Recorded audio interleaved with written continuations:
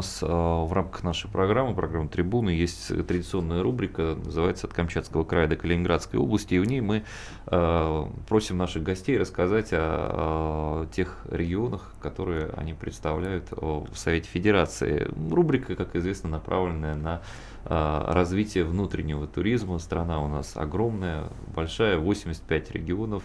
И, конечно, многие люди так и проводят всю большую часть своей жизни в каком-то одном регионе или в нескольких, так и не знаю, что у нас есть. А есть у нас очень многое, и хотелось бы спросить у вас про Тамбовскую область и про ее туристическую привлекательность. Ну, дорогие друзья, я хотел бы, конечно же, от лица всех тамбовчан, жителей Тамбовской области, уроженцев Тамбовской области, пригласить к нам на Тамбовщину. Потому что Тамбовщина была достаточно давно уже сформирована как область и своей новаторской сущностью была одной из передовых губерний в царское время. Сам город Тамбов, как столица нашего края, был основан в 1636 году воеводой Романом Бабарыкиным. Создавался город Тамбов как крепость на южных рубежах тогдашнего достаточно молодого российского государства, прежде всего для защиты от набегов крымских татар и ногайских ханов. Это была на тот период достаточно серьезная проблема для государства. У него была, наверное, хорошая память о временах Золотой Орды. Ну, да, те анклавы, которые остались от Золотой Орды со времен похода и чингизидов, да, ну и, собственно, одним из них был поход хана Батыя, внука, да, Чингисхана, который, кстати, проходил, в общем-то, совершенно недалеко от той точки географической, где находится сегодня Тамбов. Есть красивая легенда, как он проходил через реку, и на другом берегу уже начиналась территория, заселенная именно русскими, славянскими племенами, и его одна из жен, уроженка этой местности, попросила его со словами «Бату, не ходи на эту землю», за что он ударил ее плеткой, тут же вскрикнул от боли. Якобы общий сын от этой женщины ударил его ножом в ногу, которая вот стояла в стремени. В результате и мальчика, и его мать закопали живьем под курганом. У нас там достаточно много, более 3000 курганов на территории области. Ну и со времен скифов, и со времен кочевых перемещений и татарских племен, и мордовских племен, потому что вот граница Дикого поля на тот момент была как одна из основных дорог или одним из ответвлений Великого Шелкового пути, то есть достаточно большого миграционного потока. Но это легенда. Соответственно, вот этот венгерский поход Бату-хана закончился, и потом, когда уже наступила вот эта 260-летняя ига, которая, у нас говорят, 300-летняя ига, да, но как бы несколько не соответствует действительности. На самом деле, чуть покороче процесс выстраивался. И с 17 века, еще раз повторюсь, наши цари, в общем-то, раздвигая границы и на юг, и на юго-запад, и на восток, занимались установлением пограничных, в общем-то, рубежей. И вот казаки рязанского казачества, донского казачества, монастырские крестьяне составили ту основу, которая, в общем-то, и стала, так скажем, в последующем жителями Тамбовской губернии, ну и Тамбовской области на сегодняшний день. В годы Великой Отечественной войны, уже после страшнейших чисток гражданской, да, после Антоновского восстания, когда территория Тамбовской губернии, на тот момент представлявшая 5 миллионов человек, и территория включала очень большие пространства сегодняшней территории, практически ну, чуть ли не полностью Липецкой области, части Рязанской, чуть-чуть Саратовской, чуть-чуть Пензенской, вплоть до Нижегородской и Владимирской губернии, ну, территории Мордовской республики сегодняшней.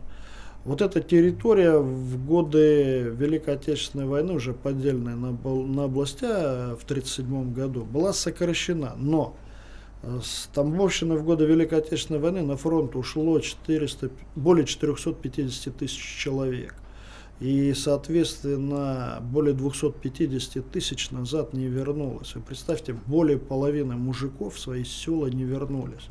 Для нашей территории характерно то, что по разным оценкам в пересчете на титульную нацию по количеству жителей, героев Советского Союза и полных кавалеров, тамбовчане, ну, по разным оценкам занимают 5-е место в тогдашнем Советском Союзе. Область сегодня достаточно динамично развивающийся регион, который представляет из себя вот такой симбиоз из производственных мощностей, прежде всего оборонного направления, и научного кластера.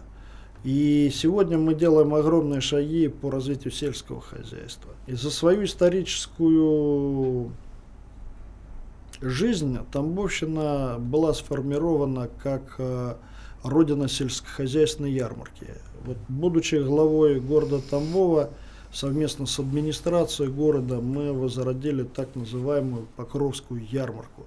Помимо этого есть территории, которые связаны, например, с развитием православия. Да?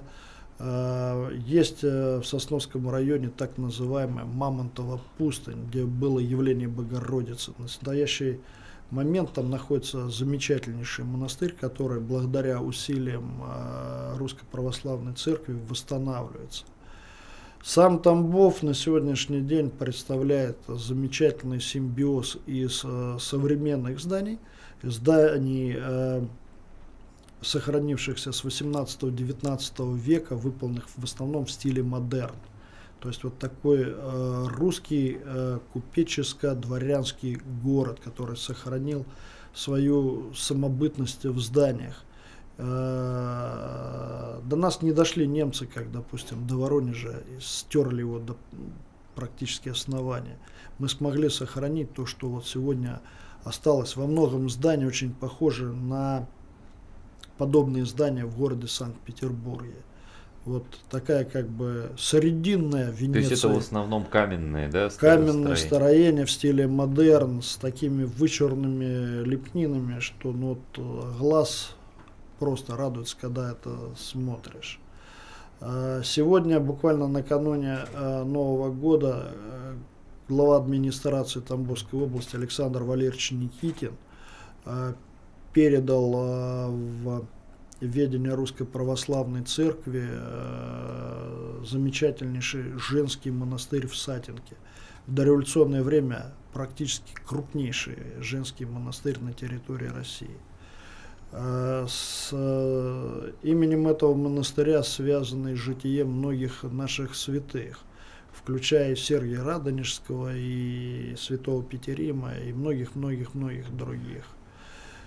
Если говорить о симбиозе старинных зданий, нельзя не сказать о наличии в Тамбове православных храмов.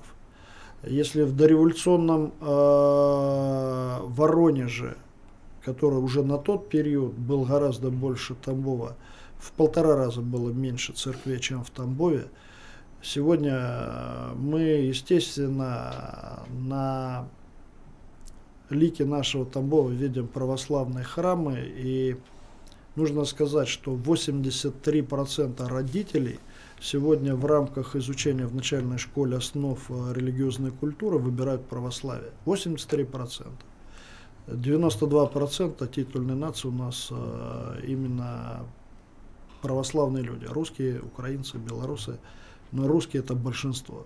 Естественно, у нас проживают нации более 60 национальностей. И мы все сотрудничаем и живем в едином ключе. По результатам нескольких лет подряд Тамбов занимает звание «Самый безопасный город в рамках проверок Министерства внутренних дел и опроса самих горожан и изучения социального мнения. Ну вот что еще, наверное, интересует наших слушателей, это инфраструктура туристическая. Я плавно рассказываю о том, что город безопасный, мы всегда рады видеть в нашем городе. Что касается инфраструктуры туристической, долей туризма нужно считать и исторические объекты. Большое количество музеев. Например, у нас есть, начиная от Краеведческого областного музея и его филиала, это музейно-выставочный центр, посвященный прежде всего истории Великой Отечественной войны. Есть, например, музей военной медицины, один из немногих на территории страны с памятником военных медиков. Есть огромное количество памятников различным деятелям. Например, сохранился памятник Михаилу Юрьевичу Лермонтову, который написал «Тамбовское казначейше». Да, помните, начало Тамбов на карте генеральной кружком означен не всегда. Сохранился вот именно памятник, установленный в мае 1941 года. Тогда было в стране, в Советском Союзе, установлено 3 памятника Лермонтову. И вот этот замечательнейший русский поэт, да, достаточно многое время посвятивший Кавказу, да, в различных стихотворениях сегодня запечатлен, в том числе и на Кавказе, если мы вот в гостях у Вестника Кавказа, должны это подчеркнуть. В том числе достаточно часто бывал и в нашем городе. Он уроженец Пензенской земли, с бабушкой жил в Тарханах, но достаточно часто проезжал через наш город. У нас во времена Державина, да, одного из первых российских губернаторов, поэтов, да, новаторов по своей сущности, был заложен целый ряд объектов и созданы такие новаторские вещи. Ну, например, вот как общаясь с сотрудниками СМИ, хочу сказать, в России, в царской России, первыми 3 газетами были Московские губернские ведомости, Санкт-Петербургские губернские ведомости, и 3-я газета была Тамбовские губернские ведомости. Тамбовским государственным университетом выпущен сборник тамбовских губернских новостей вот времен Державина. Это копии тех газет, которые были выпущены Державиным. Тем же Державиным был заложен и процесс выращивания коней. Тамбовщина была одним из центров коневодства. На сегодняшний день, ну, по понятным причинам этот процесс сокращен, но тем не менее, есть здания и как бы собрание конезаводчиков. На территории Тамбовской области, вот, благодаря усилиям, сохранены 2 конезавода. И мы будем предпринимать активные усилия для того, чтобы их развивать. Что касается экологического туризма, ну, про событийный, про культурный мы с вами уже обсудили.